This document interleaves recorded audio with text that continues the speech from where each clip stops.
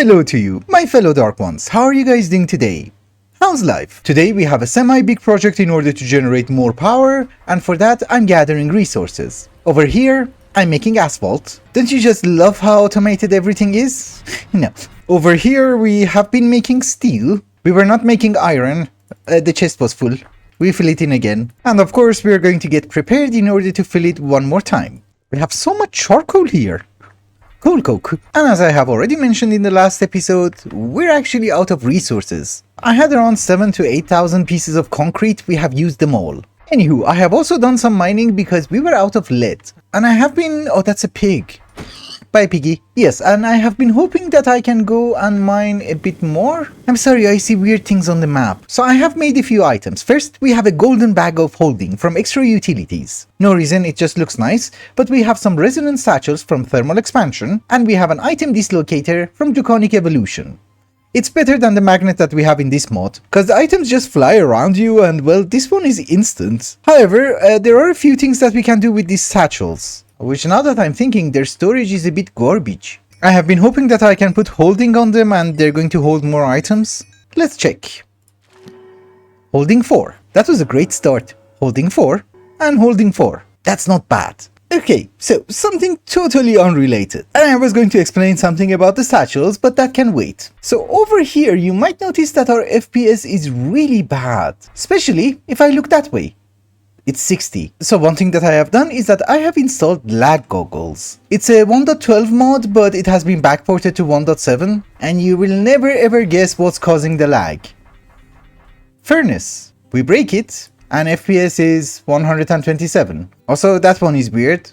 Don't really know why, but it's okay, that can stay. Cause my mining tunnel was just down there and I was just walking around and my FPS dropped to 60. I knew there should have been something wrong. So how do we fix that? I guess we have to get a redstone furnace from thermal expansion. Maybe we can also discover what's causing lag here. Ah, they don't like voiding stuff, do they? One stupid problem at a time. I'll be right back. Okay, so as it turns out, I do have to fix a few things around the base, especially having a buffer for these conveyor inserters, which now that I'm thinking, I don't really know how to do that. And also, we're going to avoid using electric furnaces from the HBM mod. They're just really bad, and I have 2 of them down there. Both of them were red. I mean, look, it's literally telling you that chunk has a problem. And you can see both of them. These are things that I'm going to fix in between the episodes, and now I'm actually very happy that I installed thermal expansion. Anyways, what I wanted to mention about the satchels is that I got confused between different versions. They don't really have an auto pickup functionality in 1.7. Or at least I couldn't get it to work. But the iron backpacks had the same function. I just installed a void upgrade and a mining filter upgrade. So it will void all the stone and I'll get all the ores. It makes mining so much easier, especially in combination with some sort of a magnet. As I have already mentioned, I have installed Mine Factory Reloaded or Industrial Foregoing in the recent versions. In 1.7 we had rubber wood trees which used to give you raw rubber, which you can easily see them next to oak. So I have gathered some rubber and we are going to get into MFR or Mine Factory Reloaded in order to get biofuel. The reason that we are going to use MFR is quite simple. The harvesters from HBM mod do a 7x7 patch, and items physically drop on the ground. The harvester from MFR does an 11x11, and nothing falls on the ground. I don't really know how deep the HBM mod is. We want to keep the world lag friendly. Ladies and gentlemen, it has been a while later, and yes, we have an asphalt highway to our brand new area. I just finished the asphalt. Compared to the other road, this one looks garbage on the map. But who cares, at least it's incredibly fast. The only problem is that I kind of overestimated how much asphalt we need. So yeah, and yes, we do have a massive care package for what we want to do over here. Apart from the asphalt, that's too much. And the concrete, probably too much. So I don't know if you guys remember this area or not, but this used to be our base. Now it's just flat. You know, if we come over here, that's where we lived for the first episode. A few episodes ago when I was pruning the map, I made sure that this area is untouched, so the area around it should be brand new. For example, I have just discovered the reactor here. There used to be a pyramid here which is gone, and yeah, we have glyphids. But it's fine, let's just get to work. So what is it that we want to do? It's more or less going to be the same setup, meaning that we are going to get wood oil, therefore we are going to need a tree farm. However, there's going to be a tiny twist. And also, we're going to try and get fish oil so that we can make the biodiesel. That's without any twist. I want to have enough biodiesel to run 2 combustion engines at the same time, and unfortunately I don't know how much resources we need. So I know MFR tree farms are incredibly fast, I'm not sure about the fish. Or maybe the fish is going to be fast or bottleneck is going to be the pressers, I'm not really sure. This kind of matters because do we need 2 soybean farms, do we need 2 tree farms, do we need 2 of both, or 1 is enough? The gist of it is that this area that I have already prepared was meant for our sieving factory, because I thought it's laggy, it's next to our base, we might as well move it. It's not enough in order to house like 3 or 4 farms, at least not neatly in a row, cause each one is going to be like 1 chunk. Oh, and by the way, this is why we have a highway, cause I forgot to check something. What is the maximum burn rate of a combustion engine? 6 millibuckets per tick. That's 120 millibuckets per second, and 240 millibuckets for 2 of them per second. I'll be honest with you, we don't have to go that crazy. So let me get to work, I'll be right back. Alright ladies and gentlemen, it has been a while later and we have a semi-functioning farm. I have made a second combustion engine and we have 2 of them at this very moment, so at max we are going to get somewhere around 240,000 HE per tick. However, I do have a bit of a problem with fuel production and I will explain to you what is going on. So I don't really know why, but I decided to have smaller farmlands for beans because I thought it's agri-craft, they're 10-10-10, it's gonna be amazing anyways. It's not, we're not getting enough beans. Tree farm, which is just an 11 by 11 on the other hand, is doing perfect. We're actually gaining wood and gaining saplings. What I'm doing with the wood is that I'm not putting it inside the combination oven, I'm actually smashing it down into sawdust, because you get more. I'm pressing the sawdust into sawdust briquette and then I'm putting it inside the combination oven. It gives you more wood oil. I mean, if you look at the recipes of wood oil, 1 log gives you 250 millibuckets, the compressed sawdust gives you 500. And it's a 1-to-1 ratio with sawdust, and 1 log gives you like 4 sawdust, so it's a better ratio. But yeah, the problem is the fish. Another very small thing is that I do have a feeling that coal coke actually gives you more heat than charcoal, cause my combination ovens over here are working way slower. Oh yeah, coal coke does make a difference. Oops, that's actually not that great because I might have to bring our entire wood production over here, and I do have to redesign everything. Oh my goodness, why do you have grass everywhere? There is a better tank that we can craft. The tanks that we currently have can only hold 256 buckets of a certain fluid, right? This is a creative world, by the way. This is a bigger tank.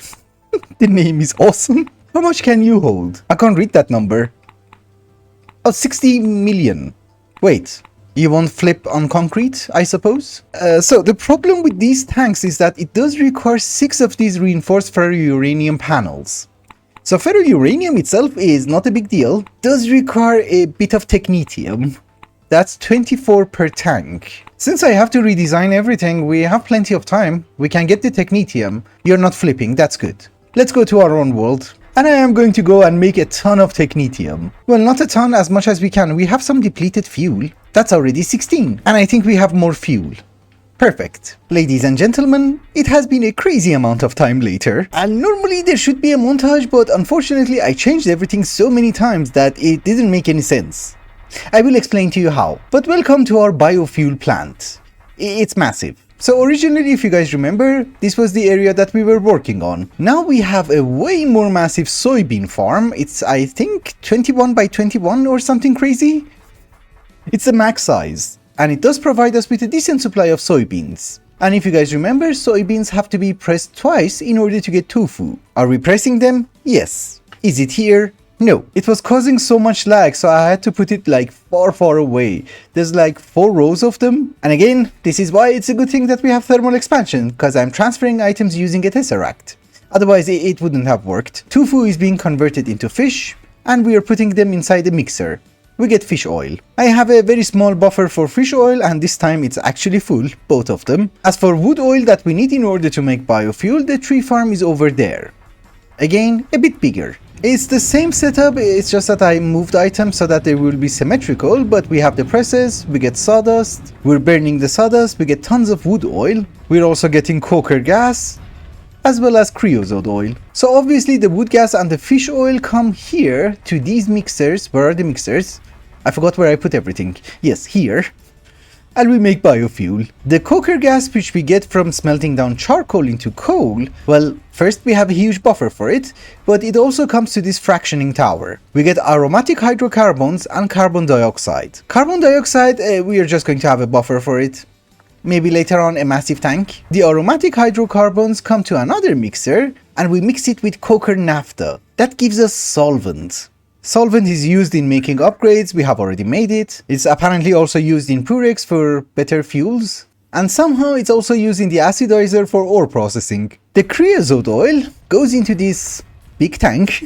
Parts of it is being converted into coker naphtha so that I can get the solvent. The other part is being converted into coal oil, which literally I'm burning, and also bitumen so that I can make asphalt. Therefore, a lot of our production from top of the mountain and also here next to the old tree farm has been moved here. Oh, and yeah, there is a chunk loading issue in this mod pack, so I have installed chicken chunks. We never had a power problem, we had a chunk loading problem. And we also apparently never had a lag problem. It was just a stupid furnace, so Point Nemo can stay. Also, at this very moment we have 4 combustion engines, 2 of them are working at maximum speed, 2 of them are not working at maximum speed, they're just trying to waste a bit of biofuel. And I think over here we're getting around 250,000 HE per tick or something around that line. It's just that we're producing a ton of biofuel. That's it. We don't know what to do with it. Actually, that's something that we can easily calculate. We have 2 combustion engines. Both of them are working at 6 millibuckets per tick. So that's 12 millibuckets per tick. Then we have 2 which are working at 1 millibucket per tick, right? You also go to 1. And each bucket of biofuel gives us 1.25 million HE. I have used the calculator and yes, we are producing 350,000 HE per tick. I think. There are also better fuels. This is like crazy. 160 million HE per bucket. Although it's expensive. Yes. But I'm very sorry, I'm extremely tired of seeing this place. Let's go back home. Try to do something different. My goal was to fix power. I think it's fixed. Wait, do I have something radioactive on me? I'm just picking up a few safes that I have seen. I want to see what's inside. One of them is apparently radioactive. I think there was also another safe down there. Yeah. Let's see what we get. Then we get to another project. Okay, the other one was not opening. The second one did. Nothing of interest. I think safes are just a waste of time. This one also opened. Hi. But they can't do anything to me. No, it's locked again. Honestly, I don't need anything. Yeah, we got nothing of interest. We throw them away. And we're never ever going to pick them up again. Anywho, another thing that I have done is that you might notice the FPS here is amazing. That's because our sieving area is gone. Where? Good question. Next to the presses. So we have some prime real estate and we want to have some automations over here. Now that we have technetium steel, there are 2 machines that I want to try and craft. And everybody's busy, okay. So there is an assembly factory. And I think I have all the garbage. What's that? A boron. There you go. It takes 20 seconds. And the other one is a chemical factory. Again, everything goes in. Yeah, perfect. Thank you for the quests. So I'll be very honest with you, I have absolutely no idea what these things do. Are you out of ammo? No, you're not. I saw mobs around. But yeah, they're supposed to work faster. They're not that big. And with the chemical factory, you can have 4 recipes at the same time. Assembling machine is the same? That's quite nice. It's not really as big as you would think, so we can have a chemical factory here, and then we need to have a lot of tanks. And yeah, it does require water in order to run, so we need to have a condenser, because we get low pressure steam. I thought maybe we should do this on the 2nd floor, because it's well suited for this. So, I have brought an applied energistics connection over here. We are even going to have a few P2P tunnels, and let's see how much space you take. That's actually too much. A bit unconventional, but what if we put you in the center? That can work. I mean, I will have space to walk around. Yeah, and even we can fit a few of them in here. The good part of the 2nd floor is that I actually have space for tanks. Because all of these things are going to require chemicals. Also, it does seem that each recipe has its own slots. It's a weird machine. Anyways, let me try to hook everything to power. And yes, we do have an applied energistics connection, so I can craft items here. The problem is that I forgot everything inside one crate. And yes, we have an elevator here. We even have a corridor. It's Minecraft, you can't just go through your corridors. So I have hooked up the first chemical factory and it's making us 4 items. All the rubbers and concrete. I know it's kind of useless at this very moment, but these are things that I need constantly. All of them do require fluids, and the fluids... I turned off the jetpack. Yes, as I have been saying, they do require fluids, and I thought maybe we should have fluid tanks on the roof. It was too flat. Also, for the first time I was thinking, why are we getting mobs? Also, for the first time I was thinking that pipes do look nice in this mod, so why not show them off? Oh, cables. Oops, didn't know that. But yeah, I love the machine. It's a bit site sensitive, but other than that, there's no complication about it. And also, it does require steam, but you need to pump in water once, then it will go on a loop. There's the condenser. It's just that I don't really know how to import things back. Can you like import everything into one barrel? Seems you can. That part is not site sensitive, so we can technically have like one import bus and import everything back into our system. Since we started this mod pack, I wanted to really have a detailed base. Unfortunately, I just got carried away, and I thought maybe we should at least start from here. So we are going to have a few input chests, right? I'm using the information panels, a mod that I have added, and I'm just writing down the recipes. And of course it's a bit too bulky, so what I do is that I just reduce the size. Like so. Now it's like 1 pixel. By the way, I discovered something by accident. These are fluorescent lights, right? You can do this.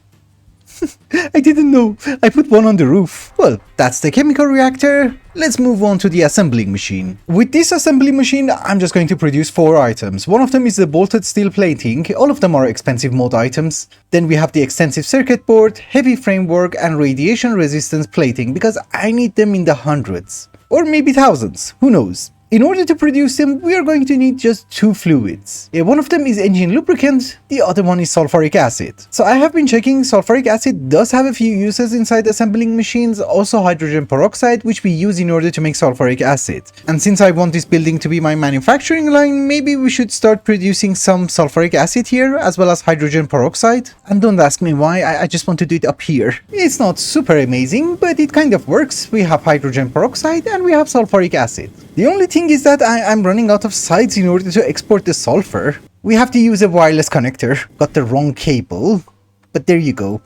Export sulfur. Lovely. So up here I have also assembled the assembling factory.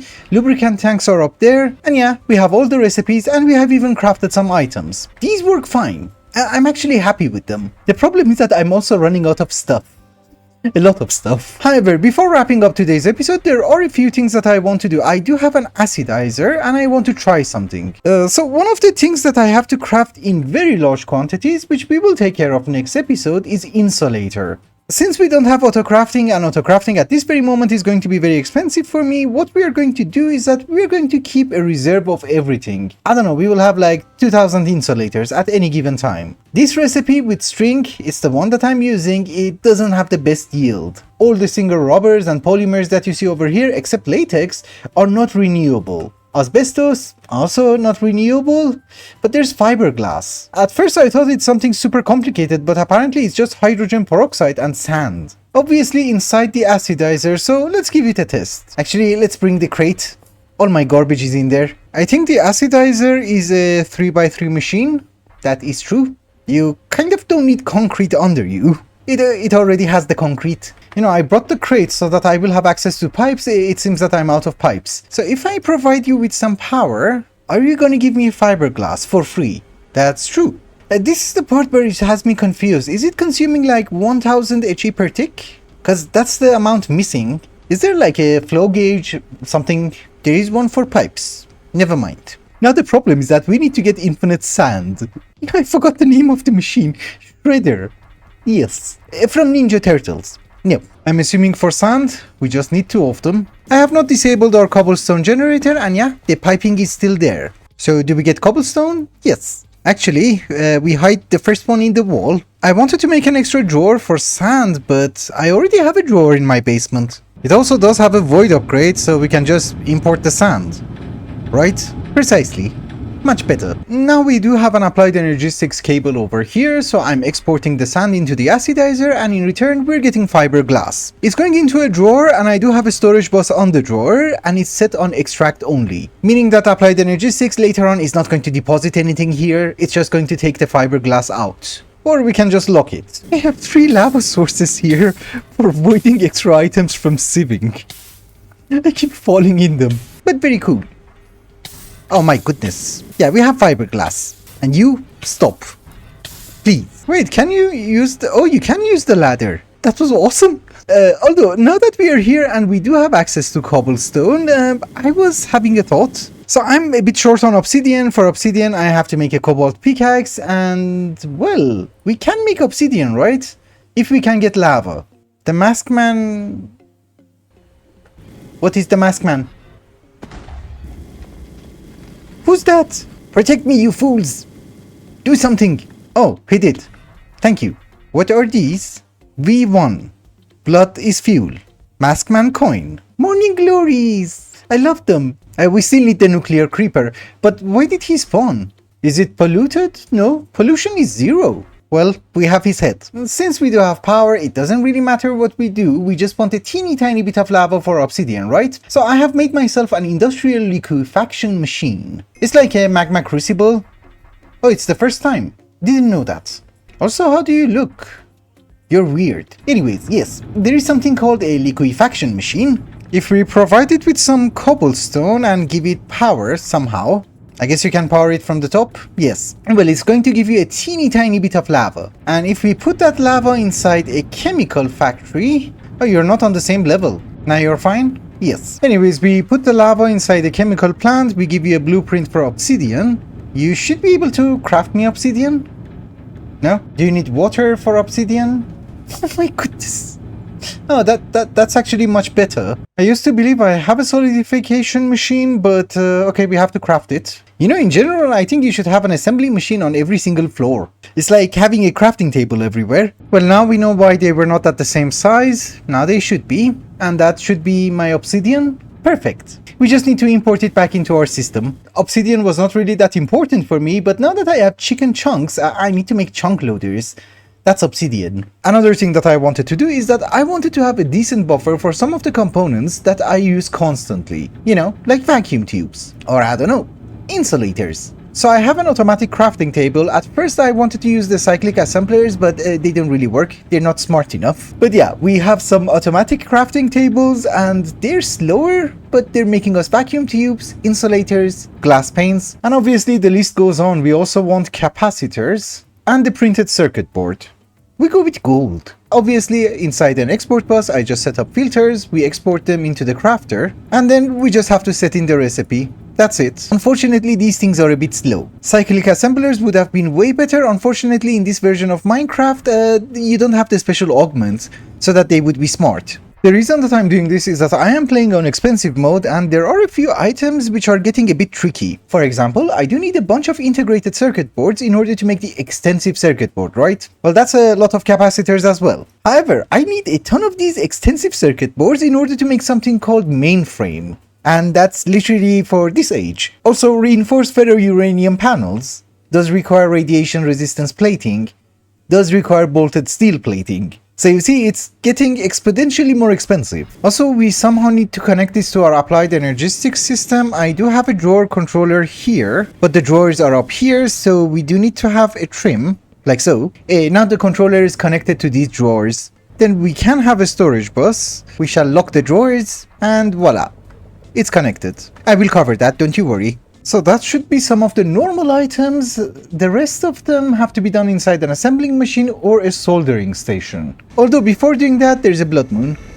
Never mind. Dude, close. I thought maybe during the blood moon I should use my time productively, and I have made another assembling factory. This should be the final one that we are going to need at this stage, and maybe in this building. It's going to make us integrated circuit boards and microchips. However, there is a bit of a problem that I have to solve. Mobs during the night. Oh, and by the way, somebody mentioned that I can use a screwdriver in order to hide these dots. It doesn't work, it just removes the block. So I don't know, maybe I'm doing something wrong. Also, currently we are only handling 2 recipes here, not all of them. My battery ran out. It's okay, it's too dark. What is that? Why does he keep spawning? Also, where? Oh, you're there. Hi. Is he hard to kill? Yep, maybe. He damages everything. I went to get a gun, but he's already dead. Yeah, he shot him. Also, how do we get my body? Give me. Thank you. What a jerk. Well, that's not very important because I wanted to install a few defensive mechanisms around here. I brought our flamethrowers. Why do you have to be a 2x2? Everything should be 3x3, 5x5.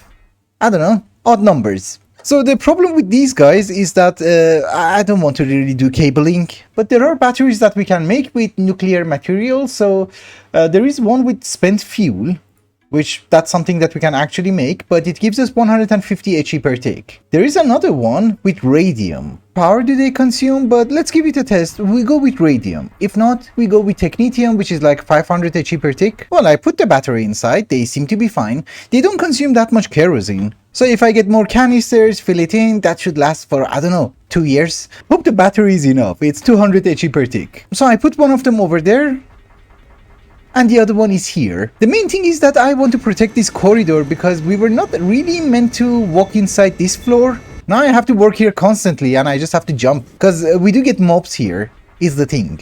I have also brought some floodlights that could help. I just don't really want to have mobs around the doors, that's it. Also, it's turning into night. It's a good time to test everything.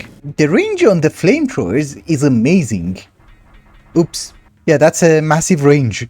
Also, what is that? Oh, it's a burnt mob. Okay, I think the door is safe. But with that, ladies and gentlemen, I think it's also a good time to wrap up the episode. So thank you so much for watching, and I hope you enjoyed it. Till the next one. Bye bye.